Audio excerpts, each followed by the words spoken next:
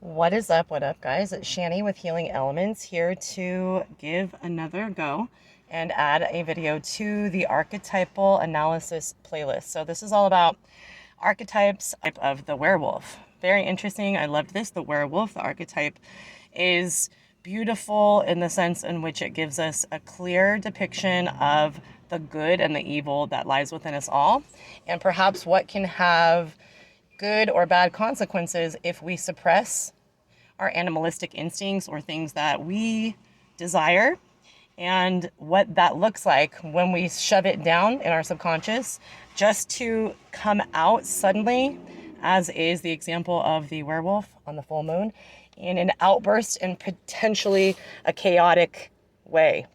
And how we can use this information or analysis, here are my notes, on our own journey and our own soul path, the way in which we choose to behave and live. So this is my archetypal analysis on the werewolf archetype. So a couple of bullet points to go through, main points that I found in doing research and analysis on this character. It is deceptive. There is a sneaky or hidden quality to this, what lays dormant, so a deception quality. There is a ferocity that is hidden, kind of like what you don't know doesn't harm you, but when you find out something that is pretending to be a wolf in sheep's clothing, then we realize that we were tricked. So it's all about being tricked or deceived into thinking something is completely, ice cream, and inside there lies dormant poison, perhaps something that you're not expecting. So there is a foreboding quality, an energy about foreboding, precursory, precognitive type of psychic knowing, thinking that you just don't know what is coming around the corner, but you have a pressing sensation something is going to be activated or something is coming in the future that is going to be big. So, hence the full moon and the werewolf's typical amnesia when it comes to their outbursts during the full moon. The werewolf is generally a man, so the archetype of just a being on the planet of this earth and having to deal with societal bygones and politics and rules and laws and going about their business, trying to fit in with that structure. And then the full moon, which is a small outburst, and one night having these desires and suppressed hidden cravings come out of the woodwork only to be forgotten or not remembered by this archetype of the human the next morning. So it's a transformation that is both hidden from the society and also hidden from self. So it speaks to me of a sense of denial that it was you, right? It wasn't me, hence the song. Hiding from your shadow side of your psyche, hiding from those hidden desires, not wanting to make maybe some, actions or statements that have to do with something that is taboo during your societal, normal, archetypal human, going about your business during the month, and then for them to come to the surface perhaps once in a great while because it needed to explode, because energy has to have somewhere to, go. So I think that this is about basic instincts as well, our primal nature, about taboos, about cryptic things that we don't understand that are very mysterious, about our emotional urges, about our subconscious thoughts that can be realized in actions and ways that we may not see and others can. Hence the full moon. The werewolf obviously leaves evidence of what exactly has gone awry or what the desires came to be on that particular time. There is a dark side regarding this archetype, but also a light side, because during each transition, each phase, whether or not in the normal 28-day cycle of being a human, sticking to those societal laws, or when the small full moon outburst of the actions of this character realize and come to fruition, it is apparent in all the stories throughout the decades and years that there is a notion to go against the will of what your instincts are. So for instance, when the werewolf is transformed, at sometimes if during the normal 28-day cycle, that werewolf in the story had gotten to know somebody, hence the smell, or was close to somebody, a parent or loved one, lover, they oftentimes in stories, you are shown the contemplation of the good and evil, the dual persona about the good and bad cycles, contemplating a sense of, awareness that this could be something that is taboo or something against your moral code. And so I think that when we talk about the archetype of the werewolf, we talk about the 28-day cycle where the suppressed, right, wild cravings, desires, and our, innate animalistic behaviors that we want to have to come to fruition but may not know we are pushing down. This, right, leads back over and over to contemplation about whether or not it is right to think about these desires, whether or not it is good to go against our nature that we've been programmed or taught. Perhaps you are in a religion and it is a strict religion that has you celibate until marriage, and this is something that you don't want. And so throughout the cycle, you're thinking about that concept about whether or not this is right for you. Is it that taboo for you to go out and have your own, sex life before marriage, etc.? So that's just an example. But being torn, even when in the quote unquote beast mode, about morals, about contemplation, about who and what it is to be good or bad, or who or what represents that in the public eye, and who may be a wolf in sheep's clothing, just not, to the forefront. This speaks about the anarchy energy that has to do with this werewolf archetype. It's about, connecting back with the beast within this mother earth, mother moon. The moon is representative of the mother. That is which is the element of water, emotions. That is, something that soothes and nurtures and is aware of the beast within, the connection between good and bad. And this rebellion type of anarchist energy speaks of an uprising against societal prisons and laws, forced religions, politics that don't sit right with you, but you have to kind of obey by them in order to get by in society at that time. This is about a wild spiritual awakening that comes out potentially in short stints because you're unable to exhibit that in a vast, more broad way, right?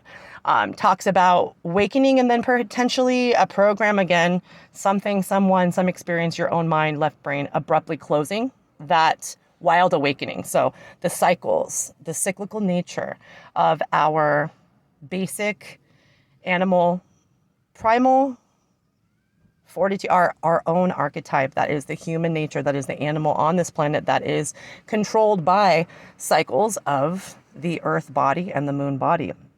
This is, again, a sense of denial and hiding is a big energy and a big bullet point. Hiding from your shadow side, hiding from the truth of who you represent in totality. So, of course, you could be a professor, and in many werewolf archetypal stories, you could be someone who is a great political and very, very connected to societal laws and structure type of person. Maybe you are someone of a judge or a professor, something that is to the community of benefit and falls into the structural laws and doesn't, make any, doesn't burn any bridges.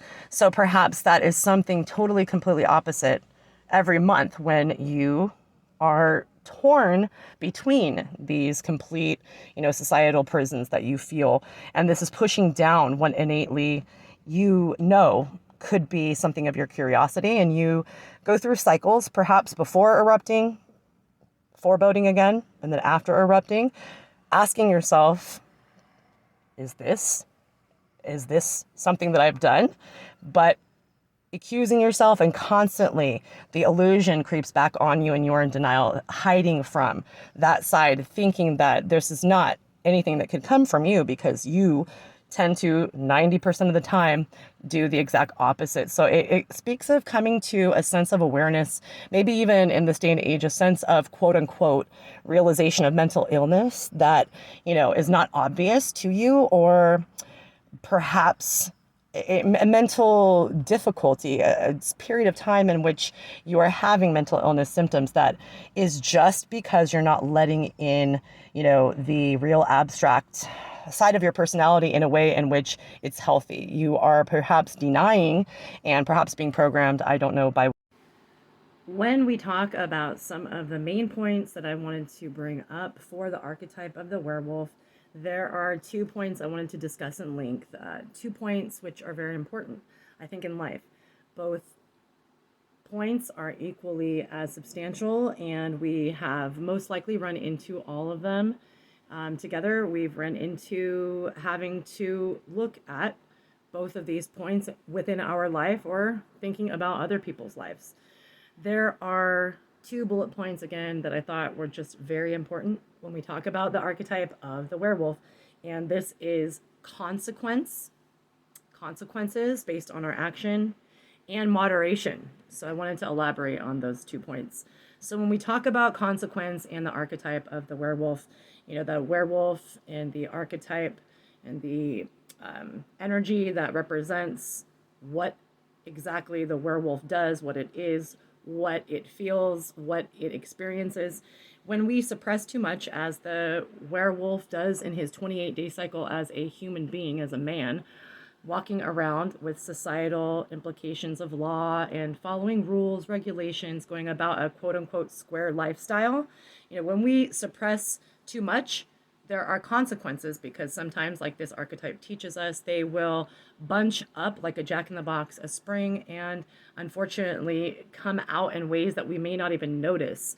And also, it could be to the deficit of our lifestyle, our soul plan, our spiritual path that we walk. When we suppress our desires that we may have, if we think they are taboo, for instance, if we've been taught that they're taboo. For instance, the example I used with premarital sex, it's just an example, but I think it's a very safe example that we can throw out there when we're talking about this archetype. Because if in your lifestyle, you're rearing up, you're bringing up, your moral code that you were raised with is suppression of that type of thing, let's say premarital sex, and you have this desire for whatever reason to go against that. Maybe you don't even believe in marriage and you would like to have a very safe single lifestyle that represents, having sex with different partners safely, that sort of thing.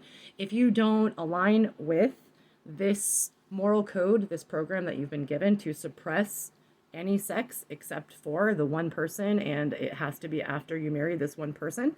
When we suppress that and we truly do have the desire for other alternatives, sometimes in real life scenarios, we've seen it go awry in very right-wing religious factions, in which the male will be caught doing something that is considered to be a perversion, maybe even pedophilia type stuff, or cheating on the under, or things, having a double lifestyle, things that if perhaps there wasn't a need to suppress, we wouldn't suppress too much, then there wouldn't be the consequence of having those things come surface out in other areas. So the consequence when we suppress too much and we deny what we potentially have as a desire for our own sovereign self, maybe not the group that raised us or a potential religious faction that we're affiliated with, but again, the consequence of suppression is a big tie-in, I think, with this energy, the archetype of the werewolf.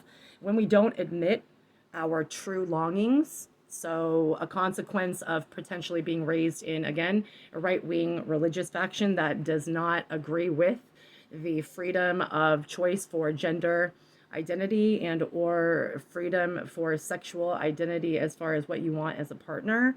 And so when we don't admit our true longings, suppressing them down, there are consequences to that. And it could be as severe as feeling as if we cannot unfurl these desires and we cannot admit our true longings to the point where we can't live as our true self. We feel like there is no other alternative, and the consequence in that case would be as severe as a suicide or things of that nature. Just truly feeling depressed and not able to live even close to a peaceful life because your identity is being suppressed. The consequence of suppressing our true longings and or the way in which we want to show ourselves and live and be, that consequence is terrible if we don't moderately, and I'll get to moderation in a minute, unfurl our desires. So when we don't connect our beings to the cycles of nature, when we get too far into the city life, into the fluorescent lights, into the not knowing what day it is, not knowing when there is a full moon, not knowing when there is a seasonal change, right? When we disconnect and we are into just the societal, every day, up and down the subway, going back and forth to work, paying attention to the critical things, of course, that need to be done in order for us to make a living. But this consequence of not being connected to the cycles of nature can potentially leave us adrift in a drone type of depressing, type of anxiety ridden emotional state. And so that is the consequence of not being connected, not grounding ourselves into the earth and the cycles of the moon and letting ourself delve into some sort of catch and release for new moon or full moon. It is if we do not allow our emotions the freedom to be different and fluctuating, because this is an ancient knowing that the celestial bodies, including the moon, Gaia, the earth itself, our sun, and all the planets, including all the bodies all around us, this is tied into our connectivity and emotional well-being and our, energy waves that are received. Even solar flares have an effect on our body. And when we are not in connection with that, the part of nature, that knowledge, that admission, we have consequences. We get bound up. We might look to taking drugs or pills or something of that nature to get rid of the uncomfortability, when the consequence of knowing that we're part of nature, knowing where there would be a full moon or a solar flare or eclipse, knowing that that is probably why we are feeling either a lot of adrenaline or energy, love, or different emotions, working on different things in our life. We, we participate instead of having the consequence of ignoring that we are beings just like the werewolf archetype that is a cyclical nature. The werewolf every 28 days on a full moon very shortly will transform and become everything that has been suppressed within it for that long month time period, right? When we talk about the werewolf archetype and the lessons that we can take, I wanted to share with you what I think is, problematic. It's problematic in my lifestyle previously to not get value off of moderation and having things in moderation. And that means the good and the bad. So acknowledging even the bad desires that, or quote unquote, the desires that we feel are taboo. So, where I think the moderation lessons can tell us a little story is, it's problematic being too far left or being too far right on something, right? So when we are being too square or too, maybe we're being too sober on all regards, we're being too goody two-shoe, that type of thing, right? Where we're being too far to the right. This can build up when we're not in moderation, kind of in the middle between left and right, open to other ideas. When we are too square, when we're too right, we build up these hidden suppressed desires, right? And curiosities, right?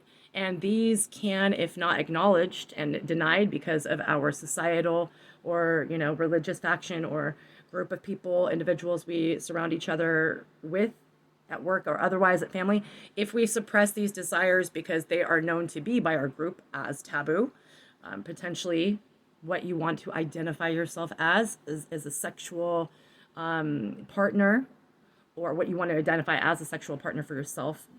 And also what you identify as on your being on the outside, what you want to carry yourself as, what masculine or feminine, that type of thing. If we suppress these desires, we sometimes, if we ignore them, we can build up angst. We can get very frustrated, right? We can have this feeling fester, and it can turn into even jealousy. It can turn into some really bad things in the surface if suppressed and made to marinate without acknowledgement. At some point, it's going to blow in some sort of direction. And so that would be a lesson in moderation if we could just get somewhere in the middle between far left and far right, right? This archetype talks about also too, if we are too far left, I'm sorry to say my far left wing friends in the politics, or far right, literally, it's just better to meet in the middle, to have an open mind. When we are too far left, when we are too liberating and too reckless and too freedom fighting, to be honest, too carnal, when we look at only the animalistic, only succumbing to our desires for whatever that may be, wanting to, let's say, identify as a ferret, right? That's too far left. You do you. But this can, in some circumstances, to be back seriously, when we're too reckless, when we go into our carnal desires or potentially our lust, that we act on those things, of course, it can be a detriment. It can be harmful. It can be dark and troublesome when we do not use our moderation and learn to go out for non-dangerous, right, things that are legal and could potentially have a little notion of what we desire that is quote unquote taboo. But I think that the lesson comes between far left and far right. If we don't meet in the middle, it can be problematic. If we, allow our desires to be definitely moderated, right? Just freely, moderately acted out. The innate desires or taboo, quote unquote, things that we might think are out of the ordinary and other people may judge us, right? If we suppress and we don't act out, then we can do an in-service, and then we go back to the word and the bullet point: consequences can have a lot of consequences that are negative in our life. I think that if we freely are allowing our, desires and inner longings to be acted out appropriately, to be indulged in ways that may not be ideal in society, right? Maybe your group does not believe in being gay or having a freedom of a preference of feminine or masculine identity, but you know what? It's not going to land you in jail, right? So it may not be ideal in society, but when we act out appropriately in moderation, doing service to what we feel is an inner longing and desire to be put forth in public, but will not create chaos, that is where we stand to make the most, successful efforts and the most progress and the most, effective change in the world. These difficulties that we may act upon when we suppress our desires, when we suppress who we are, if we suppress what we are feeling like, if we are in, let's say, again, that example of a structural religion that wants you to wait and only marry one. Maybe it's an arranged marriage in different cultures. If we suppress that, there could be severe consequences because it leads to unhappiness, not being true, authentically true to the desires and the soul path, the soul being who wants to come forth in the soul path within us, right? So I guess I will leave off there, and thank you very much for listening to another rendition of my archetypal analysis, this one being on the werewolf. I hope you guys enjoyed. Blessings, love, and light. And if there's any suggestions on any other archetypes that I can do, I would love to have your comments. It always helps my videos, and it helps the income with these monetized videos being distributed. Thank you so much for liking, for commenting, for subscribing, and for sharing these. Blessings to you at all times. Blessings, love, and light.